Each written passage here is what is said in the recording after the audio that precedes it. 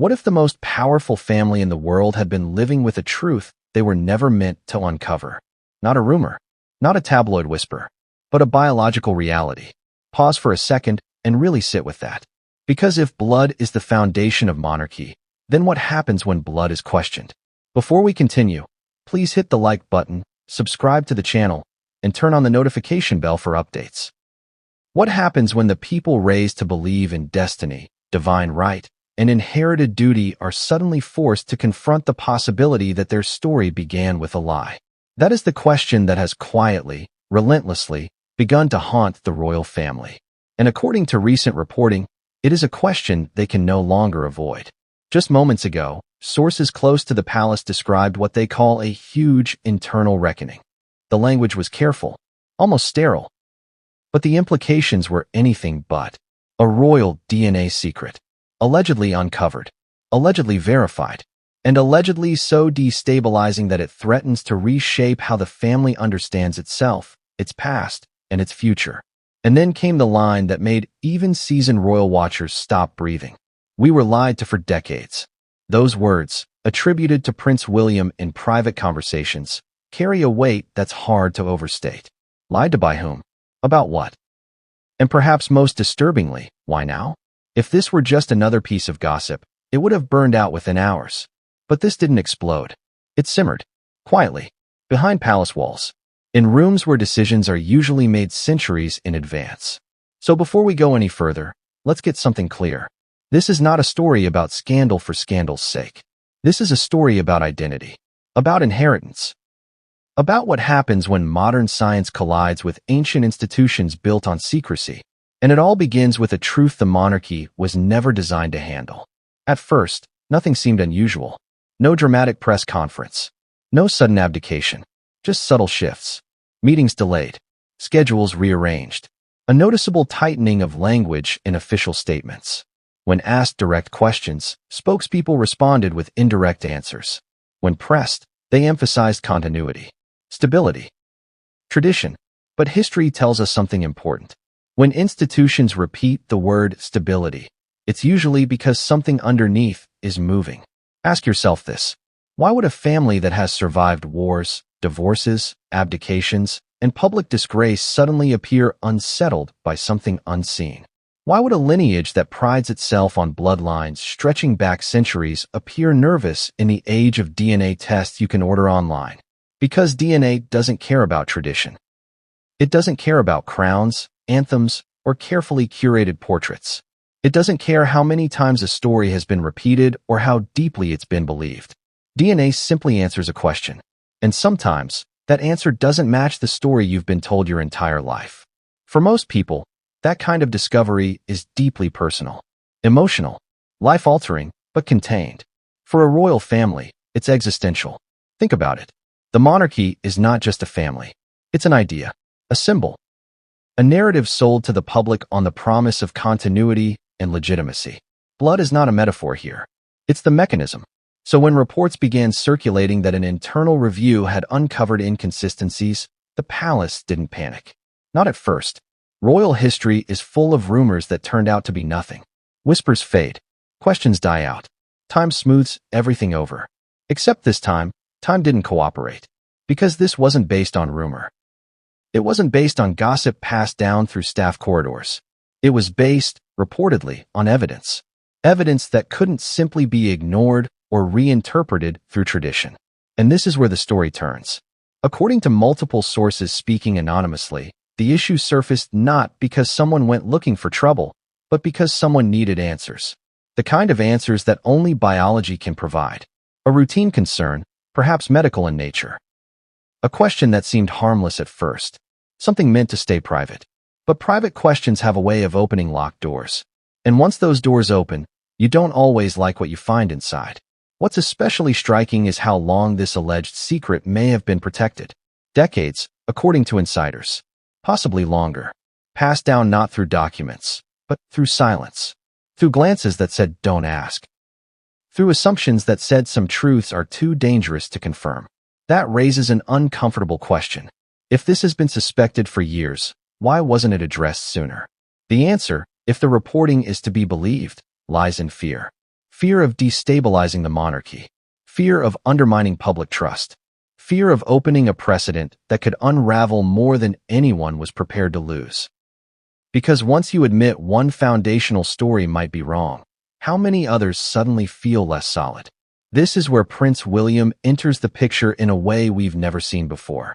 Not as a public figure, not as an heir performing duty, but as a son, a grandson, a man raised to believe in a very specific version of his family history. Imagine being told, even hypothetically, that something you assumed was unquestionable might not be true. Now imagine that assumption is the basis of your entire future. Would you feel angry, betrayed, confused, or would you feel something worse, doubt? Sources describe William as shaken, not theatrical, but deeply unsettled. Not because of what the truth might mean politically, but because of what it means personally. Because when you grow up inside an institution that demands loyalty above all else, discovering that loyalty may have been built on omission cuts deeper than any headline ever could. And here's the contradiction that makes this story so compelling. The monarchy survives by controlling its narrative. Yet this situation, by its very nature, resists control. You can't spin DNA. You can't reframe biology with ceremony. You can only delay it. And delay is exactly what appears to have happened.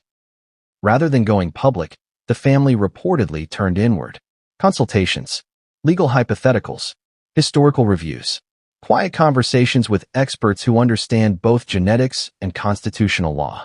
Every angle examined, every outcome mapped, not because they wanted to deceive the public, but because they were trying to understand the scale of what they were facing. And the scale was enormous. Because this wasn't just about one person. It was about succession, about legitimacy, about whether history itself had been unknowingly edited. Ask yourself this. If a royal lineage is found to contain an undisclosed break, does that invalidate the past? Or does it only threaten the future? There's no easy answer, and the palace knows it. Which brings us to the announcement that set everything in motion. Carefully worded, deliberately vague, acknowledging discovery without disclosure, confirming significance without explanation. A classic royal maneuver. Say enough to appear transparent. Say little enough to avoid consequence. But the public is not what it used to be. In the age of leaks, screenshots, and forensic internet analysis, silence is no longer neutral. It's suspicious. And as soon as that announcement landed, speculation ignited. Who was involved? How far back does this go? And most importantly, who knew? Because secrets of this magnitude are never held by one person alone. They require cooperation, complicity, sometimes even sacrifice. And if that's true, then the story isn't just about a DNA result. It's about a system that decided, at some point, that stability mattered more than truth. That decision may have made sense decades ago. In a world without social media, without instant access to information, without public appetite for transparency. But this is not that world. Today, every unanswered question becomes 10 more. Every delay fuels a theory. And every attempt to maintain silence only amplifies the noise. Which is why this moment matters so much. Because whether the full truth ever becomes public or not, the royal family has already crossed a threshold. They've seen something they can't unsee, learned something they can't unlearn, and that changes everything. As we move forward, we're going to trace this story back to its earliest whispers, to the rumors that never quite died, to the reason DNA, of all things, became the key that unlocked a secret generations worked to protect. Because before this alleged discovery, there was a decision. And before that decision, there was a moment when someone chose silence over honesty. It happens behind closed doors, in lowered voices, in meetings that never appear on official calendars. And according to those closest to the situation, this story began with one of those meetings. No cameras, no announcements. Just a room that suddenly felt smaller than it should have. Picture it. A long table, familiar faces. People who have worked together for decades. People trained to maintain composure no matter what information crosses that table. And yet, on this day, something was different. Conversations stalled mid-sentence. Papers stopped rustling. Someone reportedly asked a single question that no one was ready to answer. What do we do now? Because just hours earlier, the royal family had finalized language for what would become one of the most carefully constructed announcements in recent memory. Not dramatic, not specific, and yet powerful enough to send a signal to those who know how to read between the lines. A significant internal discovery. A matter of historical importance. A review process ongoing. To the average person, it sounded like nothing. Bureaucratic. Dry. Almost boring. To royal watchers, it sounded like an earthquake described as a mild vibration. Ask yourself this. When was the last time the monarchy acknowledged a discovery rather than an event? Not a wedding. Not a birth. Not a death. A discovery. Discoveries imply something was hidden. And hidden things rarely stay polite. Inside the palace, the atmosphere reportedly shifted immediately. Staff were told to be available, but discreet. Schedules were adjusted with no explanation. Certain conversations were postponed indefinitely. Others were moved to secure locations, away from phones, away from assistants, away from anyone who didn't absolutely need to be there. That alone tells you this wasn't routine. Because routine doesn't require silence. Routine doesn't require legal counsel sitting alongside family members. Routine doesn't require phrases like worst-case scenario whispered in hallways designed to echo grandeur, not fear. What's especially revealing is how quickly the language tightened. When aides were asked what the announcement meant, they didn't deny its significance. They simply declined to elaborate. When journalists pushed harder, the palace emphasized continuity and stability, almost defensively. That word again. Stability. History shows us that when institutions feel stable, they don't talk about stability. They talk about celebration, or progress, or legacy. Stability is what you emphasize when something threatens to move. And something was moving. According to insiders, the announcement wasn't originally meant for public consumption at all.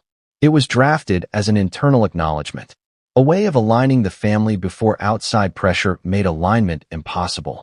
But once information began circulating beyond trusted circles, the calculus changed. Better to say something than to be accused of hiding everything. But saying something creates its own problems. Because once you admit a discovery has been made, the only question that matters is this. Discovered about what? And that's where the tension truly began. Some within the palace reportedly argued for full transparency. If the truth is coming out anyway, control the narrative now. Others pushed back hard. Once you open that door, you can't close it. Once you confirm the nature of the discovery, you invite consequences you cannot predict. This wasn't just a public relations debate. It was a philosophical one. Is the monarchy stronger when it tells the truth, or when it protects the story people believe? That question split the room. And hovering over all of it was the reality that this wasn't just an abstract issue. It involved real people, real identities, real relationships that would never be the same again. Imagine learning that a foundational assumption about your family might be wrong. Now imagine learning that millions of people believe in that assumption as a matter of national identity. That's the pressure sitting in that room. At some point, the conversation reportedly turned to Prince William, not as a symbol, not as the future king, but as a man who would eventually have to carry whatever decision was made here for the rest of his life. Would silence protect him? Or would it only delay a reckoning he'd have to face later, under harsher conditions? This is where the phrase, "we were lied to for decades," begins to take shape. Not as an accusation thrown publicly, but as an internal realization. A moment when someone finally said out loud what others may have quietly suspected. Lied to doesn't always mean maliciously deceived. Sometimes it means protected from the truth. And protection, when it lasts too long, becomes its own kind of betrayal. What makes this announcement even more chilling is what it didn't include. No denial. No reassurance that the line of succession was unaffected. No claim that the discovery was inconsequential. Those omissions are louder than any statement could ever be. Because if there were nothing to worry about, the palace would have said so. Quickly, clearly, unequivocally. They didn't. Instead, they acknowledged gravity without defining it. Significance without detail. Change without explanation. That's not accidental. That's strategy. And strategy suggests fear. Outside the palace, the reaction unfolded in stages. First confusion, then curiosity, then something sharper. Suspicion. Commentators began pulling apart the language word by word. Why historic? Why review? Why now? Online forums lit up with theories, some wild, some surprisingly informed. Long-forgotten rumors resurfaced. Old photographs were re-examined. Timelines questioned. patterns reinterpreted. The palace may not have intended to start a fire, but they definitely supplied oxygen. And internally, the family had to confront a brutal reality. Whatever they were dealing with was no longer fully contained. The story had entered the public bloodstream, and once that happens, control becomes an illusion. You can slow the spread, you can redirect attention, but you can't make people forget a question once it's been asked, especially a question this fundamental. Who are we, really? For a monarchy, that's the most dangerous question imaginable. Because monarchy is not just governance. It's identity. It's continuity. It's the idea that today is connected to yesterday in an unbroken line. Break that line, even symbolically, and everything feels less certain. That's why this announcement matters so much. Not because of what it says, but because of what it signals. It signals that something once considered untouchable has been touched, that something once considered settled has been reopened, that the past is no longer safely locked away behind tradition. And it signals something else too, that the people at the very top are no longer unified in how to handle the truth. Some want light, some want quiet, and some, reportedly, are still trying to understand what exactly they're dealing with. Because here's the part no one talks about enough. Discoveries don't always come with certainty. Sometimes they come with probabilities, with questions, with results that challenge assumptions but don't provide neat answers. And uncertainty can be more destabilizing than certainty ever could. As this chapter closes, one thing is clear. The announcement wasn't the beginning of the story. It was the moment the story could no longer be contained.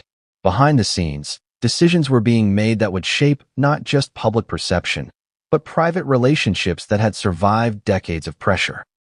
And looming over all of it was a realization that once DNA entered the conversation, there would be no comfortable way back to ignorance. Blood is truth. Titles are inherited, not earned. Power is passed down, not voted in. And the justification for all of it rests on a single premise that no one is supposed to challenge. Lineage is pure, continuous, and beyond question.